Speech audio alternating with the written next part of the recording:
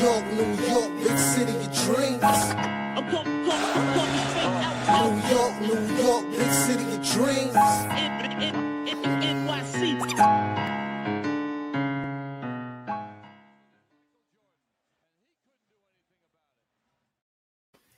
Yo, what's going on, everybody? This is the Knick Of Time Show, where we give you that Knicks talk just in the nick of time. Jay Ellis is still on his vacation break, but he will be back next game on Friday against the Heat. So today it's just going to be me and Lee talking Knicks basketball. Unfortunately, the Knicks fell to the Magic tonight, 124-107. I'm just going to run through some stats really quick. Brunson,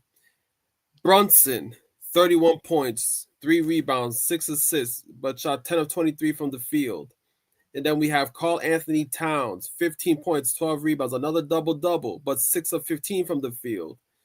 And trust me, tonight was just not a good shooting night for the Knicks, period. And it seemed like everybody struggled shooting tonight. And overall, like, team stats, let me go through team stats really quickly. So this is a rare sight. The Knicks were out-rebounded 49-37. The Magic was really physical with the Knicks tonight, and it showed. The Knicks are a physical team. They can be physical, but tonight the Magic really showed them physicality, and Knicks did not know how to respond to it. 20 assists. It's been a while since we've seen the Knicks had that low of an assist number. That was due to the Magic's defense. So you have to give Magic props for the way they played tonight. 14 turnovers, with the majority of those turnovers coming in the first half. The first half, the Knicks played extremely sloppy. And fast break points, 20-19. It was pretty close on that front. Magic had a 21-point lead. The Knicks tried to come back late in the game, but the Magic held them off. All right, so before we get into the specifics of the game, I want to introduce my guy, Lee Escobedo, the Latin Assassin. What's going on tonight, my guy? My main man, Ryan G. You know, it's never fun having to come together and talk about why your favorite team in all of sports lost and why a 5-game win streak was broken. But you know what? If there's a place for fans who are not looking for negativity or hot takes, this is the channel. So we're going to try to break it down best we can to help everyone remain calm, cool, and collected. Definitely. So, yeah, let's get to the game, Lee. What are your thoughts generally about the Knicks' performance tonight? Gotta be honest. I hope I don't upset it. Actually, I don't care if I upset anybody, to be honest. I'm just going to speak my truth. I'm not upset about this loss at all. It's very hard to win both games on a back-to-back, especially in the prior game. You were really running and gunning, jacking up the score, shooting a lot of threes, really getting to the paint, heavy transition offense. It's expected. You're going to be a little winded and a little tired. Also, against, in my opinion, this is the best team we've played so far this season. I know we've played teams with better rosters. We've played teams better in the standings. But to me, this is the best roster that we played, even with Banchero being out for half of the game. It slots everyone to a more natural position for them, where you have more ball handle on the floor. The Magic have one that I would give them top 5 bench depth in the entire NBA. They're exceptionally well coached by Jamal Mosley. They have a true superstar in Paolo Banchero, and they have an excellent supporting cast of guys who are all solid ball handlers, solid wings, solid defenders, guys with very high IQs. The one thing they're missing is volume shooting. They don't even take a whole lot of threes, but they have guys who can hit threes in Wendell Carter Jr. and Jalen Suggs. And tonight, Anthony Black, hometown Dallas, Texas. Shout out. But I watched that kid win state champion when he was 16 years old. Crazy to watch him lock up Jalen Brunson. I saw that kid live so many times. It's just a surreal moment for me. Shout out him, but not shout out the Magic. So otherwise, we played a very good team that is absolutely capable of beating us on any given night in the NBA season. I don't expect to win every game.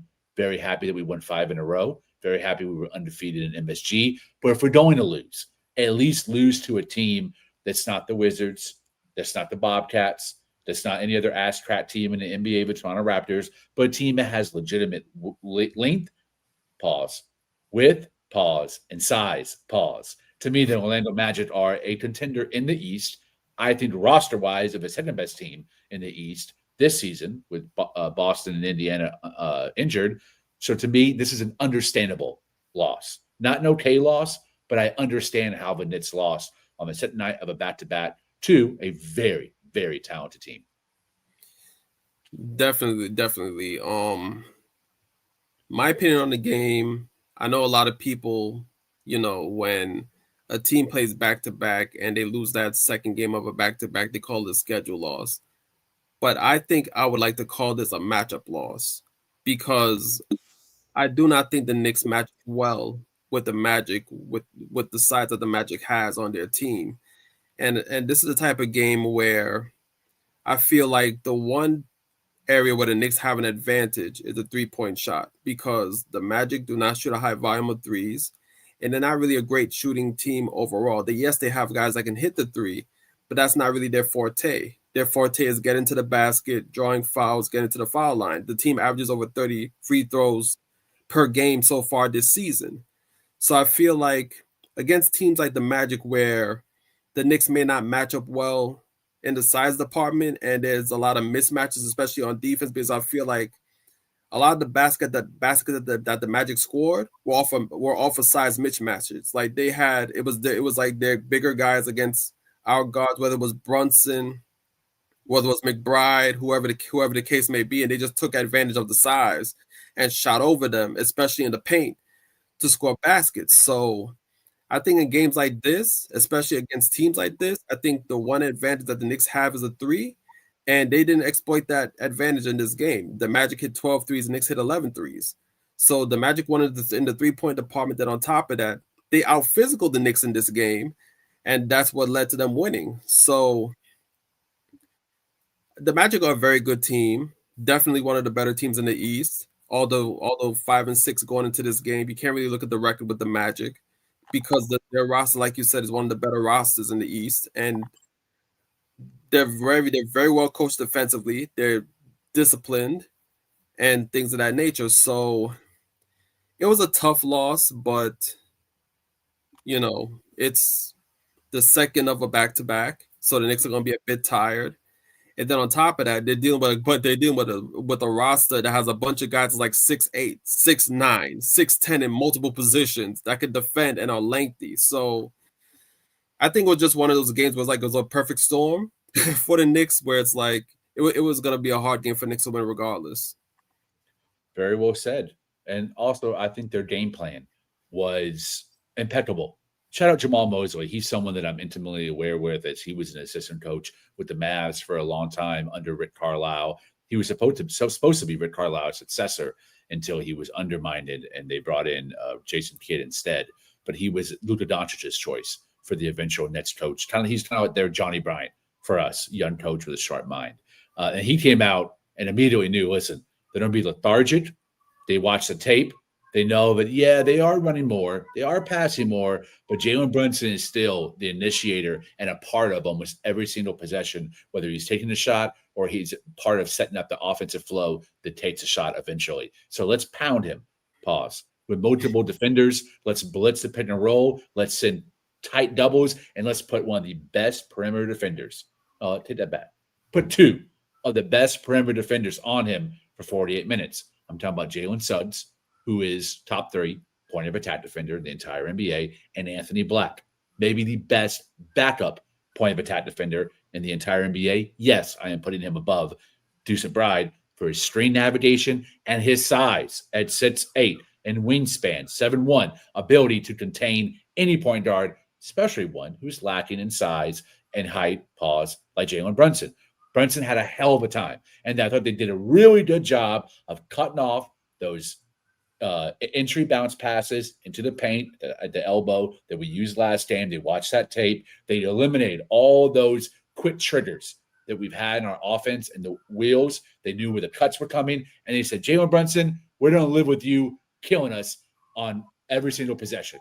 And Jalen Brunson, as magical as he is, he tries best to will this win. But we kind of look to me more like Tom Thibodeau coach team than we have all season tonight. It's very ISO-centric. It's very pick and roll centric with Jalen Brunson. Not a lot of stuff happening off ball to try to free things up. To the best of ability, Landry Shamet, I thought, played a very solid game. He tried his best to be maybe the best offensive weapon I've seen this season so far, but it wasn't enough. The Orlando Magic are extremely talented, and if Desmond Bane is going to catch fire, I told it on a pregame show with George and Into Knitverse, don't let it be against the Knicks. And tonight, I thought he looked the most confident, the most poised he's looked all season. And the Orlando Magic offense, they used a lot of ball screens. They used a lot of stacked pick and roll to get guys open. I thought they had really good shots in the perimeter. Our closeouts went back to game 3. We were really poor at closing out on the three-point shot, too. So there were so many things that went wrong, and it's because of fatigue. This was a one game, Ryan. This is my one complaint I have that I think could have been avoided. Is this is a night, in my opinion, play Hot Porty, play Diawara, hell, play Pacome Dadier. When's the last time you heard me say that?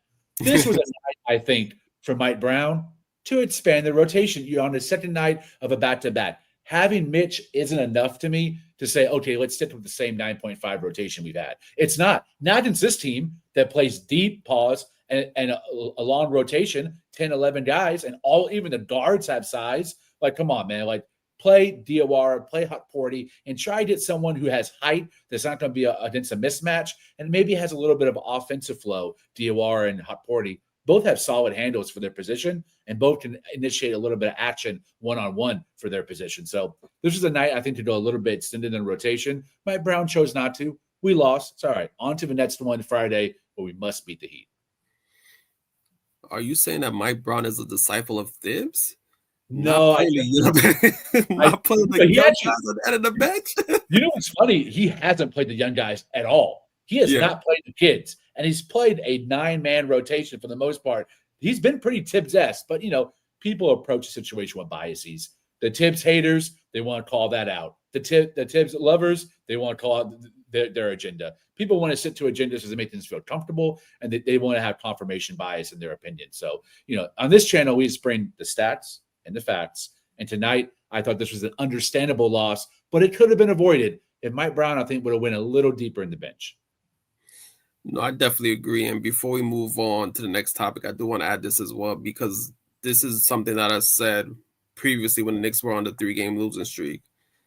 I think it's very telling when the Knicks fall behind in games how they play, because remember when I said something along the lines of, when the going gets tough, you go back to what you know.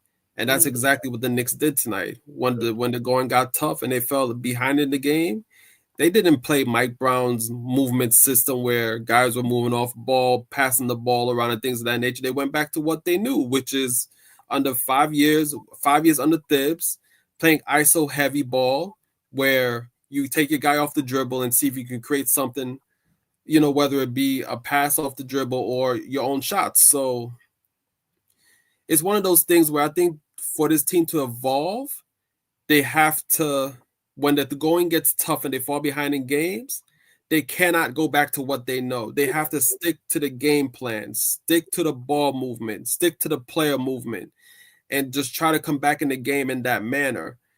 Right now, they're reverting back to old ways when they fall behind in games. So hopefully that's something that can improve as the season goes on. Yeah, you can obviously tell their legs weren't under them. This 9.5-man rotation was drained from top to bottom, and you can tell by the number of threes they took. What was it, 55 last game that they shot?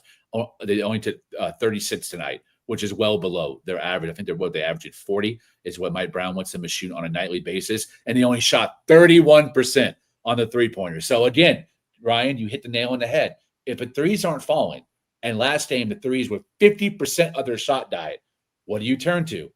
You turn to Jalen Brunson isolations, which is why I didn't like the disingenuous criticism the other night of Cade Cunningham. Yeah, 46 shots is absurd to take in a game. But sometimes when you play good teams and they defend well, you don't get situations. It could even be a schematic once in a season against a bad team. They're going to take away everything but your superstar, and your superstar has a carry on your back. Brunson could have done that tonight if it wasn't the second night of a back-to-back. That fatigue got to the Knicks. It got to their mindset as well, as you spoke to. All that wheel, the cutting was less, the off-ball screens were less. You just see some stats PNR to try to get Brunson going, but for the most part, there was concepts of concepts. Everything was theoretical. Nothing was actually happening in real time. And that left Cat frustrated and going back to the worst parts of him offensively, which is forcing the issue. Again, I was talking to George on pregame that I haven't been very upset about Cat's defensive fouls, which they're still there. To me, it's been the offensive fouls when he feels like he's not getting a call or someone's getting to his head, like Jonathan Isaac was getting into his head. Shout out Jonathan Isaac, man. I don't like your politics, but I love your game, bro. You are one of the best individual defenders and team defenders this game has to offer when you're healthy. He really got in the cat's head, and he took that. I think he got Cat to take the bait and try to play him one-on-one. And tonight, that's not what you needed. This was a night where you need ball movement. You need guys to be able to take a rest on possessions when they're standing or then ghost cutting and relocate back to the corner instead of one guy ball watching, one guy pound the rock out. And it wasn't just Cat. Jalen Brunson absolutely went hero ball tonight. And to me, he was number one culprit of why we lost. He reverted back to Tom Thibodeau style more of anyone, while OG and Mikal Bridges were awful and fade back to, just being passive onlookers. That's a recipe for disaster. If you're not going to do your 50% of your shots as threes, and when you do shoot them, you don't shoot 31%, well below the league average, you can't depend on hot hero ball to bail you out. Not tonight on the back-to-back. Definitely. And I'm going to piggyback off of two guys you brought up, OG Anunoby and Mikal Bridges, Wingstop, because tonight they both had terrible games. OG Anunoby, 8 points, on 4 rebounds, 1 assist, 1 steal, 2 blocks. He shot 2 of 4 from the field. And then we had Mikal Bridges tonight, 6 points, 2 rebounds, 2 assists, 2 steals, 3 of 9 from the field. So what are your thoughts about Wingstop's performance tonight? Absolute trash. Both of them play like total bums. And it's okay to say that, because don't get into your feelings. I'm not talking to you, I'm talking to the chat and people watching, because it's every now and then, it's such a rare occurrence that one Wingstop plays bad, much less both Wingstops play bad. Maybe, perhaps, that's because they were exhausted with a constant deep rotation from Orlando, and they had to play minutes that on a second night of a back-to-back, you probably would like OG Anunoby to only play 28 to 30. But Kale only played 28, but I think part of that was because he was just so awful. Shot 3 of 9 overall, over 3 on all 3 shot attempts, and absolutely got cooked by Franz Wagner. Both of them got cooked by Franz Wagner tonight, who I thought was a major issue for us as a scorer and as a playmaker too. Once Paolo Banchero went down, that really became the case. But yeah, you're not going to get very many nights where you're both your Wingstop players are playing like this on both ends of the ball. So I know for sure we're going to win Friday night, because they're going to bounce back. They'll be ready. They're going to have a couple of days off for rest too. But to me, when I look at Mikal Bridges' stat line, the thing that upsets me the most, 2 assists. Bro, you've been our second best playmaker this entire roster. I'm just off the bench or with the bench, period. You've been giving us 4 or 5 assists on almost a nightly basis.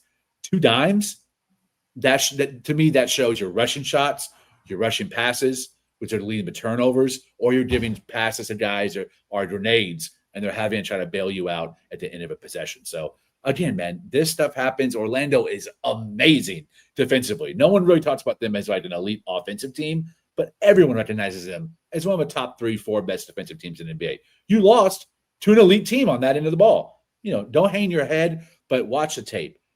Understand that when the offense is being taken away, the guys still have to move. They still have to cut. And it might take Mike Brown digging a little bit deeper in his bag and going to a rotation he's not super familiar with or comfortable with yet to see if they can give you something the defense has not schemed for. And tonight that didn't happen. Yeah, definitely. If you have OG giving you 8 points and you have Mikal giving you 6 points, you're not really expected to win that game if you're the Knicks. I mean, yeah, both OG and Mikal definitely played subpar tonight. I think a lot of it dealt with the matchups as well. Because like you said, Franz Wagner, when they were guarding Franz Wagner was doing anything that he wanted to do. Anything he wanted to do. Nobody could stop him going to the basket and, getting his floaters and things of that nature. And it's just one of those games where I think you scratch it off your list. You sleep on it, you forget about it, and then you just go into the next game and be like, you know what, we're gonna step up this game and play better. But it was a really poor performance from OG Anunoby and Mikal Bridges, and this is why I think it's imperative that when you have the opportunity to shut a team out, you shut them out. Because in that game against the Grizzlies, the Knicks were up by 28 points in that game. They should have finished that game early to give their guys enough rest, knowing that you have the Magic the next day. That's a team that is great defensively and has size where the matchups are not in your favor. So I think it was imperative for the Knicks to finish that Grizzlies game early, just so the guys can get enough rest for this Magic game. But the fact that we had guys playing 35 plus minutes against the Grizzlies unnecessarily, going against the Magic the next day, that's just a recipe for disaster. And it showed, especially with Wingstop, because OG Anunoby and Mikal Bridges, both of them played unlike their normal selves tonight. They played like bums. You know what? I think we need a double clap, bro. Fire take. Completely agree. I mean, think about even tonight, another good example too. Like the fact that Jalen Brunson, that we were down, Jalen Brunson had to play 7 minutes in the fourth, where if this was a blowout or we were winning with a sizable advantage, he probably would have set the last 5 minutes. And instead, hopefully he doesn't tweak anything, but he fell pretty nasty on his knee and his ankle. Those type of situations are avoidable if your starters aren't playing the fourth quarter. So there's definitely some roster management and knowing when to keep your foot on the opponent's neck, especially when it's an inferior opponent and you're giving them the very thing, that the one element that get them back in the game, which are wide open threes. We did that against Memphis, and it killed us. Where tonight, I thought we actually guarded the perimeter fairly well. I mean, they only shot like 36% from three, Yeah, which is I think it was like 12-33 if I'm not mistaken. they're one of the worst 3-point shooting teams in the league, and they shoot some of the fewest threes in the NBA as well. So they didn't beat us in an abnormal way. They beat us to their strength, which is pick and roll, kill you on those screens. They're caught on the big long wingspans, trying to navigate those, and get into the basket and getting fouled and hitting their free throws. Like Franz Wagner was playmaking for himself and others. Like, it's just that don't let them beat you in the way that they always beat you. Try to mix up their game plan and force them to shoot threes. I thought we should have played more zone in this game and let them really, well, with the exception of Desmond Bain, let everyone else try to generate their own threes, because even Wendell Carter and Jalen Suggs they're more catch and shoot shooters. They're not like Dante DiVincenzo or Landry Shamet with their movement or relocation shooters. They can do that, but that's what their strong suit. So force them to do that by playing some zone, or maybe just a 4-1 zone, and just key in on Banchero or Franz, depending on who's out there, and let the other guys beat you in a 3-point line, not beat you like Anthony Black getting straight to the basket or Goga Bizdella getting straight to the basket. Like that's what they want to do. And you're letting them win the way they want to win. It's the only way they can win. Again, that's a recipe for disaster. But on to the next one. Definitely. Before we move on to the next topic, I want to shout out the chat right quick. Shout out Sherwin, Nick Yak, Jabroni Z. I know I saw Glamour Knicks in the chat earlier as well. Glamour. Edward Santana. Thank you for being with us tonight after a loss. We know it's tough talking Knicks ball, when Knicks lose, but we're here to come together as a therapy moment, after a Knicks loss. So moving on to the next topic. So in this game, one of the reasons why the Magic won was physicality. Mm-hmm. They used their physicality in numerous ways, especially with their size, to dominate the Knicks in this game, especially on the boards where they were out rebounded 49-37, which is something that does not happen very often to the Knicks, because the Knicks are one of the better rebounding teams in the NBA. Now, my question for you, Lee, is seeing the Knicks being dealt with physically like this in a game, is that a concern for you going forward? That's a great question. Oh, man. To some extent, in some positions. Jalen Brunson obviously can handle anyone that you throw on him. And Karl-Anthony Towns, too, as long as his mind is in the game. I think tonight he got sucked into some of the mind games that Orlando was playing with him. But to me, the ones that I worry about is like Mikal Bridges, surprisingly, OG Anunoby, and some of the bench pieces. I thought Jordan Clarkson, tonight was a night where he had no flow within the offense. I thought every possession where he was on ball, he was doing his own thing. And he's done a good job this far. And it took a while. It took about 4 games for him to find a flow within the offense and know when to go off stripped. And when he had a mismatch and tried to go one-on-one tonight, it felt like he too kind of fell into what their defense was hoping he would do, which is just be a freelance assassin. And we don't need that in a game to where we're the second night of a back-to-back and everyone's exhausted. There needs to be flow so that the shots are taking are easy, wide open shots, not difficult, challenging, double-teamed or blitz shots. And I don't know, I mean, a little bit of Miles McBride and Mikal Bridges, their size, I thought was kind of an issue tonight too. I'm not just talking about their height, but just they're not super muscular tone dudes like OG or Karl-Anthony Towns or Randall back in the day. And Orlando, man, there's some grown ass men on that team. And the thing is, you're not going to see Orlando every night.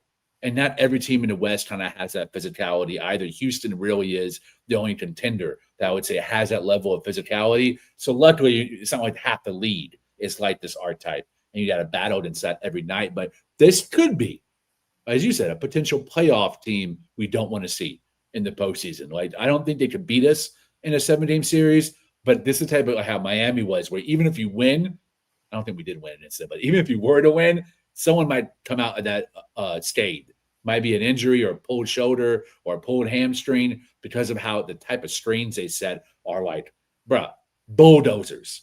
It's hard to get over those, man, especially the ones that are set by Franz and Paolo and Wendell Carter Jr. and Goga. Like, there's, again, it's like prison ball with the Orlando Magic. So am I worried overall about their approach to physicality? No, but I do think a team like this and a team like Houston could present serious problems in a 7-game series. That's going to take Mike Brown to bring in some of those into the bench guys to having a little bit more depth.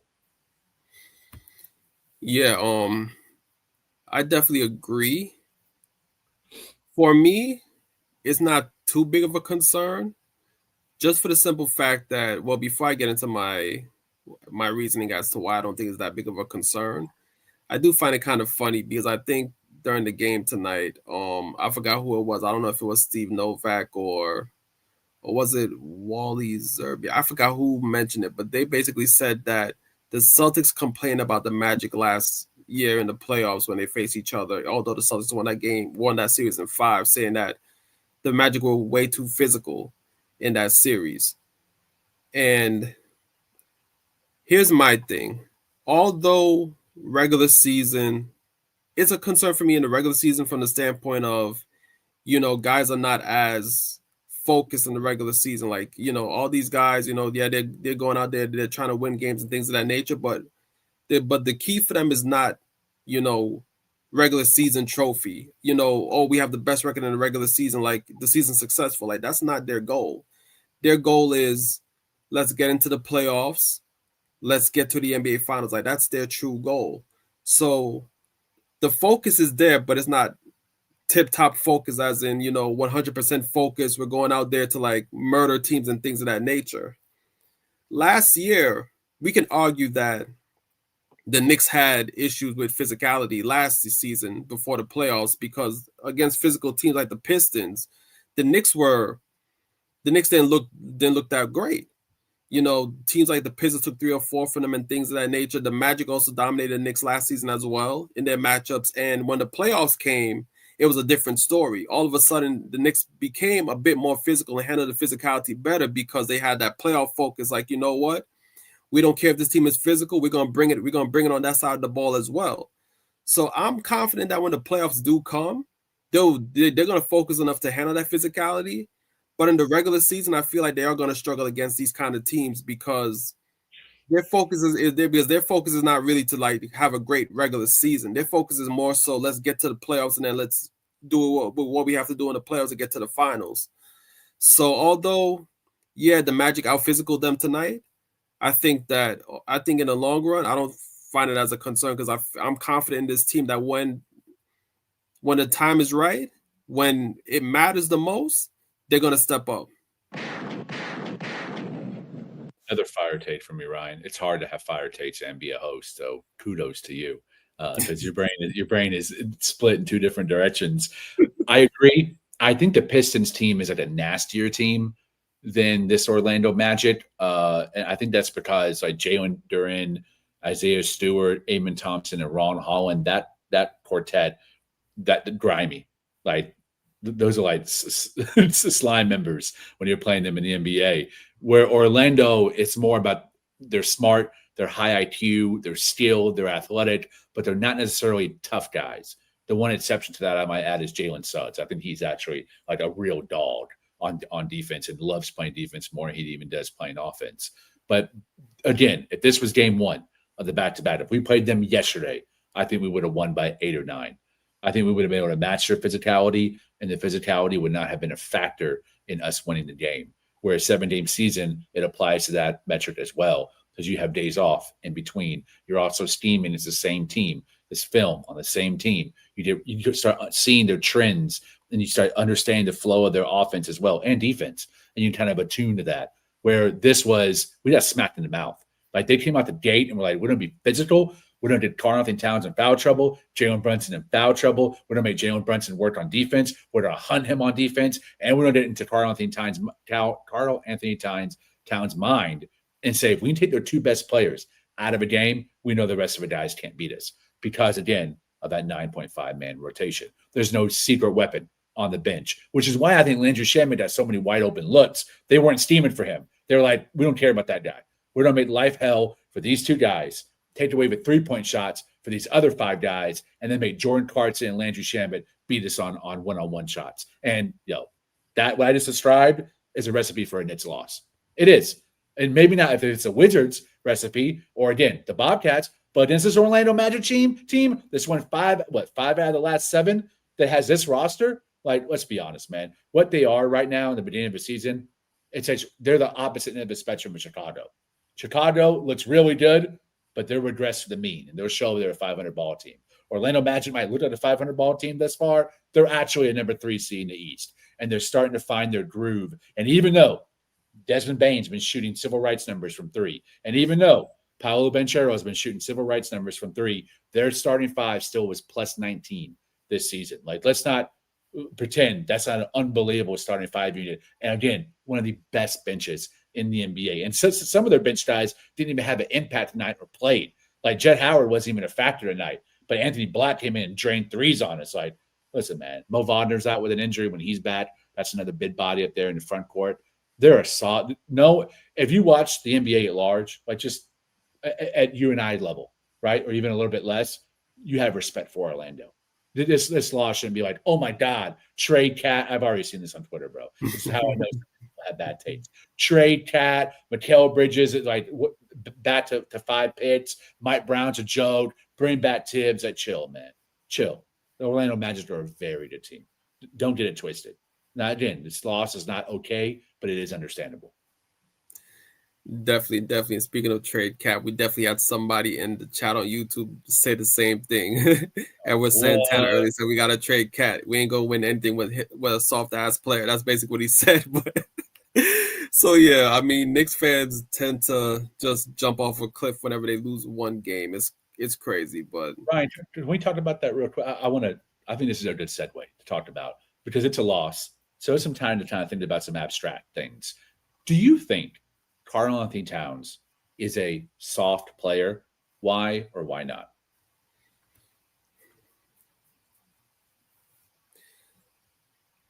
In my opinion, I wouldn't necessarily call him a soft player. What I would say is he can only be soft when he allows the opponent to get into his head. When a Cat is focused, he's a tougher player than what people may think of him. And I also think that a lot of the softness, quote unquote, comes from the fact that a lot of people view him as effeminate. Like they view him as, having feminine qualities from time to time with the way he talks sometimes with a light voice and things of that nature. So I think a lot of times the softness is not even related to basketball. They see how he acts, when he's off the court or whatever the case may be, and then they put that soft label on him. But when you actually watch him play, he plays way tougher than his natural persona. So I wouldn't say Cat's a soft player only when he allows the opponent to get into his head. But when Cat is focused, he's a tough player. He can take physical contact and he can dish out physical contact as well. So to me, in my opinion, I don't think Cat is a soft player. I agree 100%. To me, being soft is not a physical attribute. It's a mindset. Because if you think about a physical attribute, there's no way that a 7-foot guy with a 7'4" wingspan with his girth and broadness can be soft. Physically, it's illogical to describe his stature as soft. You can't do it. It's a mindset. And when I think about the soft kind of mindset, I think about somebody who allows people to go into the paint because he's either scared of the contact or because his body is so marshmallowy that it's easy to move around on the defensive end. I think about somebody like Othello Harrington, Clarence Weatherspoon, Michael Doliak, Travis Knight, Nerlens Noel. These are guys that Ernest Cantor, Ennis Freedom. These are guys at different points of their career were with the Knicks. Some of them were wide-bodied. Some of them were straw men. But for whatever reason, they got absolutely manhandled in the paint, on the block, and on seals. That's not Karl-Anthony Towns. Karl-Anthony Towns, when he gets demolished in the paint, it's because of IQ. It's because he dropped when he should have switched and stayed the level. It's because he stayed the level when he should have dropped. It's because he didn't realize that he's guarding the ball handler, not the roller, or vice versa. That's when he is dominated on the steal or in the paint. And the Magic, they to me, they executed. They had some first of all, they were unbelievable getting seals in the paint tonight. From the point guard on down to the center, everyone was getting seals in the paint. And that entry pass, we were not disrupting it and trying to pick it off. We finally started to in the fourth quarter, but it was too late by then. To me, Karl-Anthony Towns, his mindset is a dog. When he has a mismatch, he's like, give me that ball and let me go to work. Now, does he kind of look like the TikTok edit of like a really goofy meme when he does it? Sure. But softness is a mindset. It's not a perception. It's when he gets the ball on offense, does he look to dominate? Yes. When he's on defense, does he look to use his body to stop the offensive player from scoring? Yes. Does he always execute on either? No, but the attempt and the effort is always there. It's a mindset. It is not a perception. To me, there's nothing about Karl-Anthony Towns' game that is soft. Awkward, yeah. Fallible, yeah. Goofy, yeah. But soft, hell no. He dominates every single NBA player in the league. There is no cat stopper, and there is no tape on any one bid that has successfully shut him down throughout his career. He has battled against the best. Joker, Embiid, Jaren Jackson Jr., everybody. He takes the matchup seriously, and then when you need him to get a bucket in a playoff series, he showed both in Minnesota and in New York that he can get you that bucket to win the game or win the series or a defensive stop to win the game or the series, as he did in Minnesota against both Phoenix and Denver. All facts, Lee, and also I wanted to say pause when he was talking about broadness and girth, but you know. I'll let you talk though, because I was like, yo, he's going right now, like he got a flow going, so I'm not going to say pause and like mess it up. I'm like, yo, I'm gonna let him go. I'm gonna just say it afterwards. But yeah, I agree wholeheartedly, 100%. I agree wholeheartedly, 100%, because I forgot what game it was against the Pistons in the playoffs. Was it game 4? I think. Oh yeah, it was game 4, right, where he led the Knicks to victory, and some of the shots he was taking and the way he was playing, a soft player is not doing that. A soft player is definitely not doing that, bro. I mean, I agree 100%, man. I think his personality, like mine, made him open to criticism. It's easy to make fun of him. He's not like a player who has in between fans. He's like me. You either love him or you hate him. But the one thing you can't doubt is that he's not about that smoke. Just like me. If you want to come at him, if you want to talk trash, if you want to try bodying him up, he's going to play defense. Maybe not the smartest defense, but he's going to play a hard defense. And on offense, he's going to take you. I mean, look, man, he's a 3-level scorer. He's an all-star, all-NBA for a reason. And there's a lot of things that Karl-Anthony Towns is. There's a lot of things that Karl-Anthony Towns ain't. But one thing he ain't is soft. So I just wanted to have a discussion to give him his props and his flowers. But for some damn reason, some dumbass fools on Twitter think that you and I are our group are cat haters. And in reality, we just call it like it is, depending on what part of a game we're discussing at that time and what night of a game we're talking about at that time. It's all circumstantial based on the evidence we have before us. Exactly. And speaking on that Twitter user, we will get to him when we get to the broad picks. And I think I want to touch on one more topic tonight before we go. Sure, bro. The bench production. So tonight, the bench production we had, I think it was, let me tabulate it up right quickly, add it up, 11, 10, 21, 9, 30, 35, 41. So it was outside of Kolick and Daddy's points in garbage time. The bench scored 41 points, which is still pretty good production. Pretty good. But Pretty good. yeah, but we also had we also had some bad performers on the bench as well. Clarkson, I don't think McBride had a bad game per se. I just think that he was just overmatched sometimes defensively in the game. So overall, what do you think of the bench's performance? Ooh. I agree. Deucent Bride, he deferred more than he usually does because he was giving up 3 to 4 inches pause on almost every possession. Landry Shamet, I thought, was a standout. I actually wish we would have went to Landry Shamet longer and more often, starting the first quarter. I thought he was someone because of his off-ball movement. It doesn't matter whether that screen's being set or not. You know that he's constantly going to be in that wheel formation, doing his cuts and his relocation threes. We should have found him, I think, more often for some easy buckets instead of forcing the issue with ISO ball. I also think Josh Hart was pretty solid tonight. Some of his passes ended up in turnovers. He was a little reckless with his passes and a little reckless with his ball handling as well. But I thought he came into the game with the right mindset. He was aggressive, and to me, 10 points off the bench for Josh Hart is a very solid game for him. 3 rebounds, a little less than usual, but overall, he's not who I'm complaining about. It's Jordan Clarkson, but I think that's game planning, man. Jamal Mosley, bro, he's a good coach. They're a smart team. It's been together for a really long time. Like, their core has been together for 4 or 5 years now. The really only new additions, Desmond Bain. The rest of those guys are all been drafted there and all cultivated and developed there. So they have good continuity with each other. They know when there's a gunner on the opposing team that is not the best player or the second, third, fourth, or fifth best player, and you let that guy try to cook to take away the gravity of everybody else. And they have the defensive players to rotate and switch on ball screens where, listen, man, there's no mismatch for Clarkson. No matter who he gets switched onto, it's going to be a tough, low percentage for a shot. So this was not the game for him, I think, to try to go a little bit heavy and try to be the the microwave off the bench. This, to me, was a game instead where we should have had Tyler Kolick and Mohamed Diawara out there in the minutes where Tyus Jones was out there for Orlando, because he is someone that was a 1 week mismatch on the defensive end that I thought we should attack a lot more and really made Jamal Mosley have to play his starter, Suggs, more minutes, because Tyus Jones has been absolute garbage this season, both offensively and defensively. And I thought we should have abused that mismatch more. No, I definitely agree. Overall, I don't really have an issue with the bench. Clarkson, I feel like the Magic definitely schemed against Clarkson very well in this game. They didn't allow him any space in any of his shots he took. Even Clarkson off the fast break, he loves to take that pull-up 3.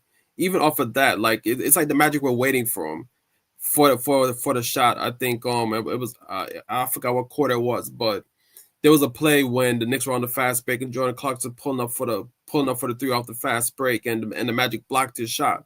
It was like they knew what shots to expect from Jordan Clarkson, and that's why he was shut down, and that's why he only played 10 minutes a night, because he was very ineffective. But overall, I don't really have an issue with the bench. Like, I think Josh Hart played pretty decent. Like you said, he had some turnovers, bad passes, but I think he was all right. And Shaman was pretty much the best guy off the bench. But yeah, I thought the bench performed pretty well outside of Clarkson just not providing a lot off the bench, and McBride it was just size mismatch. It was just size mismatches for McBride. He couldn't be as effective as he normally is off the bench. So overall, I think the bench played well, and I agree. I do think that he should went deeper in the bench, because when you're going up against a team like the Magic and that has size, and you know that your guys played a lot of minutes the previous night, like why not play Diawara that has size? Why not play Daddy that has size? Huck Porty that has size. Those guys can help. I guess like mitigate some of the minutes a bit to get to get guys extra rest to finish out the game. So I do think that there are certain things Mike Brown could have done differently, but at the same time, I thought the bench performed pretty well outside of like a couple of players. I think too, 18 minutes for Mitchell Robinson, it's kind of hard for him to have a real severe impact in such limited minutes. And I thought that maybe the staggering of when he was out there, I think he should have been out there more when Goda, how do you pronounce his last name? God's Day, I think, something like that. Yes, whatever. I thought his minutes should have been staggered with him because I thought he had an advantage there, both as an offensive rebounder, because Wendell Carter Jr. is actually a very strong rebounder for his size. But I thought Mitch has a rebounding advantage there. He also has a lob threat advantage there too. Goda is not the defender that Wendell Carter is. Wendell Carter is much smarter at blowing up lobs. And I thought when Goda was out there, Brunson, Clarkson, Deuce, they really should. I mean, it's not just up to the guard; it's up to everybody to find Mitch and feed Mitch. But they should have really fed Mitch in pick and roll action and tried to get him as a roller to the basket and as a lob threat, or just in the dunker spot. Just pass it to him and let him try to draw fouls and get their front court in trouble, so that you have to see some of the weaker players at the end of the bench. And we didn't utilize him well. I don't think he played enough to have a great impact on the offensive or defensive end. And if you don't play him, man, if you're really going to save him on a night of a back-to-back, unleash him a little bit against a team that we desperately need his size in defense. Yeah, I agree. I know that Mike Brown is playing Mitch Robinson in 3 to 4 minute spurts, but it does make me wonder, when are they going to kind of take the shackles off of him a bit and have him play at least 20 to 25 minutes in a game, have him play for longer periods of time where he can actually make an impact. It's nice when, we're playing against a team where he can absolutely dominate the game within those 3 minutes, and like there's no size mismatches and things of that nature that the Knicks are going to struggle in, like the previous games. But I think in games like this where the Knicks are going to dominate on the boards, they're getting, they're being overmatched physically and things of that nature. I think this is a game where you bring in a guy like Mitchell Robinson, have him play more minutes so that he can have more of an impact on the game. Well said. I agree 100%. Definitely. And before we go, I want to salute the chat. Nick Yak, Nick Nation, Louis Rosario. I'm not sure if I've seen you before. I think you're new. Welcome to the podcast. Sherwin, Glamour Knicks earlier, Edward Santana. Everybody rocking with us tonight. We appreciate it. Do you have any more thoughts, Lee, before we end the show? No. I mean, just, remember, it's a very long season. If you're going to lose, at least lose to a really good team. And you have the understanding from the fans that this is a Saturday night of a back-to-back. And if Mike Brown's not going to expand the rotation, you're putting a lot of pressure on the dudes that heaved a lot of threes and ran a lot in fast break last night against the Memphis Grizzlies, against a top 3 defensive unit in the entire professional NBA. So there's something to be upset about. I think I hope these guys get some rest and prepare for a very important game, equally important Friday, our rematch against the Miami Heat. Definitely got to lick back. And before we go, as you know, we got bruh picks. Bruh picks are just any plays, whether it's in the NBA, NFL, or even real life, where you're just looking at this person and you're like, what the hell are you doing? Like, what's going on with you, my guy? Like, plays like that are what we call bruh picks. Lee, do you have any bruh picks tonight? Well, I think the obvious one, I'll let you handle the Twitter bum. But I think the obvious one are, man, let's unleash these Epstein files and let anyone who's in them and guilty of disgusting pedophilia or child assault, rape, whatever, absolute rot in prison. Or, bring back the firing squad. That goes for any one of any of the two parties.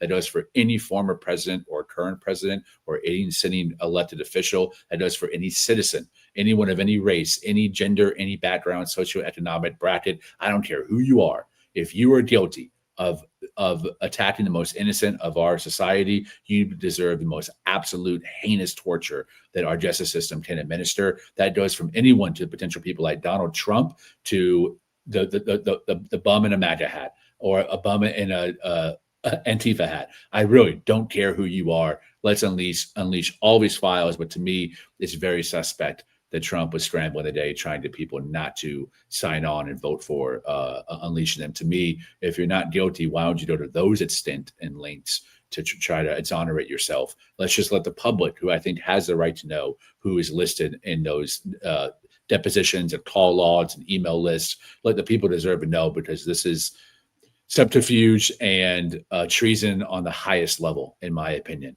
So yeah, I'm truly drained the swamp, and the swamp has both parties in it, in my opinion. Well said, Lee. Well said. Is that your only broad pick, or do you have any more? Yeah, I thought that one took precedence, so I'll let you handle the other bum. I might chime in when you do. Okay, so I have 3 broad picks. My first broad pick is going to go to David Smith on X, Twitter, whatever you want to call it. So this is how it started. He started coming at us because he thinks that we're part of Knicks media, where we are pretty much creating negative narratives about Cat, and putting it out there for Cat to be traded for a player like Giannis or whatever the case may be. So there was a lot of back and forth going on, and of course he wasn't pleased with what we were saying to him. So, and we were, it wasn't nothing filthy, it wasn't nothing dirty. It was just conversation back and forth, us defending our position on Cat and him defending Cat. And he ended up tweeting that the KOT show is a bunch of fraud company men promoting false narratives about Cat in hopes of getting Cat traded for Giannis. Not worth listening to them. First and foremost, sir, if you were really watching our podcast, you would realize that the reason why we were even discussing trading for Giannis in the first place was because news broke out during the summer that Giannis was interested in coming to the Knicks. So because of that, of course, we were making up hypothetical trades that we would make if we were to bring Giannis to New York. But it doesn't seem like to me you're an avid watcher, because if you were an avid watcher, you would know that we do advocate for Cat being on this team. When we do criticize Cat, it's because it was well-deserved, just like any other player on the Knicks. We don't play favorites on this podcast. If you play well, we give you props. If you play badly, we critique your game and give our opinion as to why you played badly in that game. There's no favoritism on this show. And to think that, do you honestly think that the Knicks front office is watching the KOT show and they're like, they're saying all these negative things about Cat. You know what? Based on what the KOT show says about Cat, let's trade him. Do you honestly think that the Knicks front office is paying attention to what we say and be like, you know what? We're going to make a decision based on a bunch of fans and what they say. And you know what? We're going to listen to them and trade Cat for whoever they want to trade him for. Like, come on, man. Like, let's make sense here. We don't control no type of narratives whatsoever. We are a fan podcast. Like, let's be real here for a second, my guy. Just because you're a Cat super fan, it doesn't mean you have to spew BS at us as if we are a podcast that controls narratives and things of that nature. We have no control over narratives. We are a fan-based podcast. So come on, woosah, take your panties out of a bunch and just enjoy the show, my guy. You're like, come on now. Let's be real here, man. Very well said. I don't know, Ryan. Gerson Rosas does follow me on LinkedIn, so I think he might be tuning in to the KOT show and stealing takes that actually don't exist. Because to my knowledge, I think the only person that was really strongly advocating for trading for Giannis, if my memory serves correct, I could be wrong, was Fritz. I don't think anyone else was like really hardcore, and I can't remember Fritz even involving Cat in any trade for Giannis. I think he was just an advocate for trading for Giannis. I am on record when we had that conversation to not trade for Giannis this season. I'm under the impression, I think no matter what, if he's available in the summer, whether we win the chip or don't win the chip, I think we will end up trading for Giannis. More than likely, that would include Karl-Anthony Towns because the salaries match perfectly without having gutting half your roster. But if I had the ability to trade for Giannis this season, I would say no. Let this team run its course. Let it gain continuity, and let's win a chip with the current team that we have. The summer is a summer. There's no use ripping things apart in the middle of a season in old Knicks fashion to try to go superstar hunting. I don't think it's a smart thing to do. So I don't know where he got. He was mainly talking about me being the main person who wanted to trade Cat for Giannis. And also, I never knew when I was a Cat basher. I don't really hop on this podcast bashing any one person because I don't think in things in terms of tribalism. I'm not like, I'm a part of this crew and you're a part of that crew. I think about things in terms of the evidence that's in front of me. I critique it as it is, both good, bad, and ugly. So sorry to hurt your feelings, David Smith.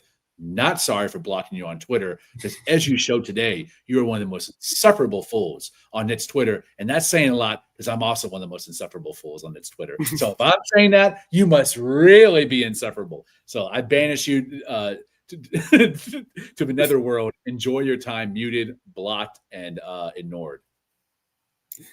Definitely. And it's kind of funny because Nick Nation, I think he kind of co-signed in the chat because he said definitely not worth listening to him. I have discussed the same thing. He's emotional. So I think Nick Nation had a run with him as well. So not surprising.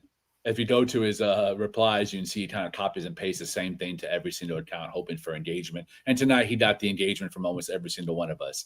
So hey man, I hope you got your followers up. I saw you kind of low on the follower count. You're not getting very much engagement on your tweets. Lots of no likes, no retweets, no comments.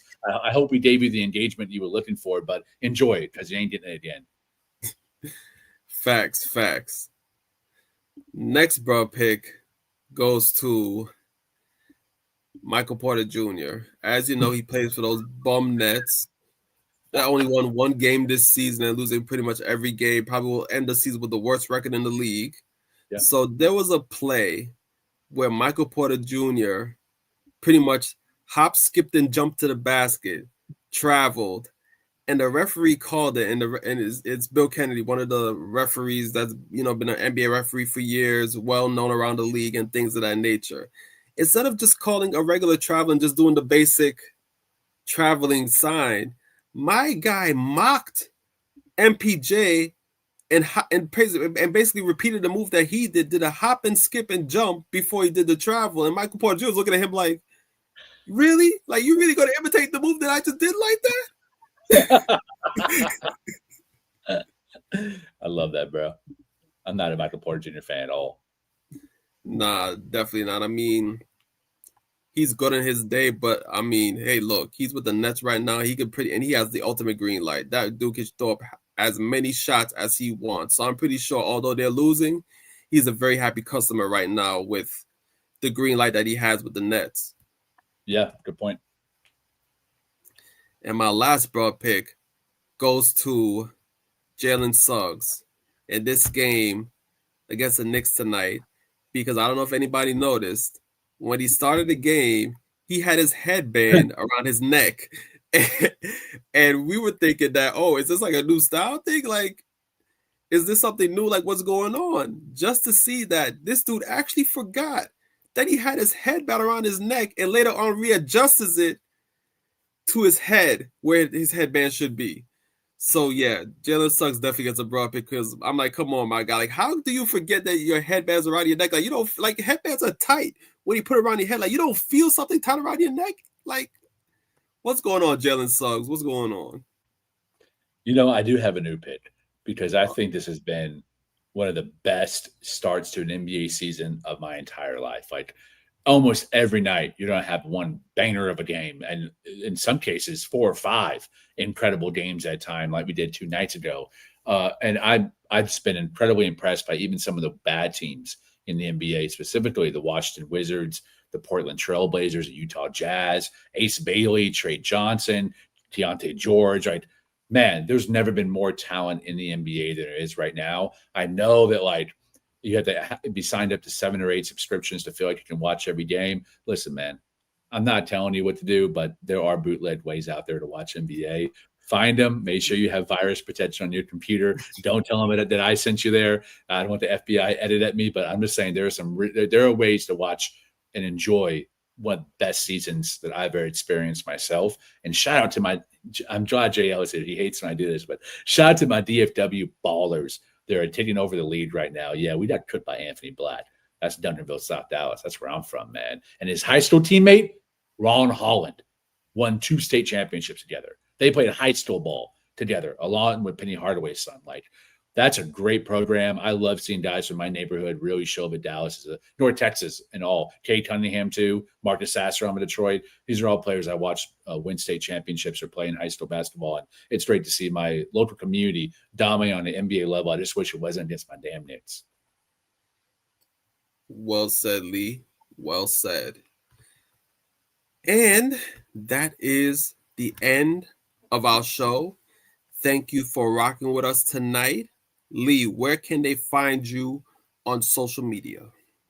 You can find me on Twitter at _Lee Escobedo, LeeEscobedo. Also, you can find me on the Substack New Heat, coming from Mikey Murphy, who returns to the KOT blog. He's writing his first entry this season for me. I'll be editing and post it probably next week. Very happy to have him back into the fold, writing for us under the KOT banner. Again, open invitation to everyone on the KOT team. If they have an idea they want to write, I'll be more than helping, not just to help edit it, but walk you through my edits and help make you a better writer as well. Also, shout out to my main man, George, into the Knitverse for having me on the pregame show to be able to talk a little background info that I have on the Orlando Magic and my thoughts on them as a rising team. I love George. He's a huge fan of the channel. He shout out everybody. He's a huge supporter, been a huge supporter of the KOT, and KOT is a huge supporter of Into the Knitverse. So much love to him, and much love to Dexter. We're over at 4,000 views on my episode of New York Game, which might be more than your favorite podcaster's favorite podcaster. I'm telling you, KOT is really rising the ranks, and the fans are showing it by supporting our content, supporting our people individually and as a group. Much love to y'all. Appreciate you. Definitely well said, Lee. Now you're trying to convince me to get back into writing as well. I want you to, bro. I would be honored to be able to edit your work, man. It'd be awesome. Yeah, man. Just have to find the time to write. That's my issue. And you can find me on Twitter at RyanGKOT. You can also find me on Instagram at Sir G is Chillin'. That's SIR. G is CHILLIN. And that is our show. And as always, shout out the Worldwide West. Everywhere we go, we leave a worldwide mess. That is our show. Thank you guys for watching. And as always, it's a mess out here in these Knicks YouTube streets. See y'all later on Friday. JL should be back. So it's back to usual scheduled programming. Be with us on Friday night after the Heat game. Peace.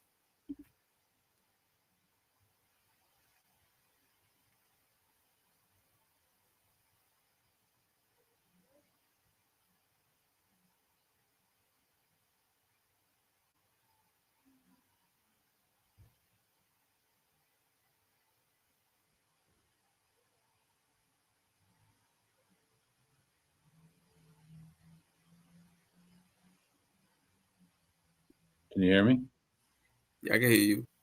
I'm trying to see if we're still going or not. York, New York, big city of dreams. New York, big city of dreams.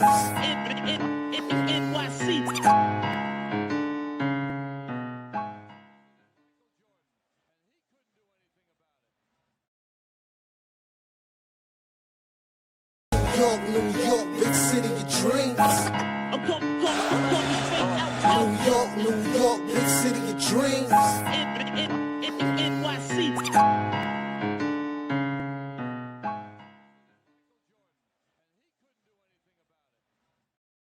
I'm not sure what happened.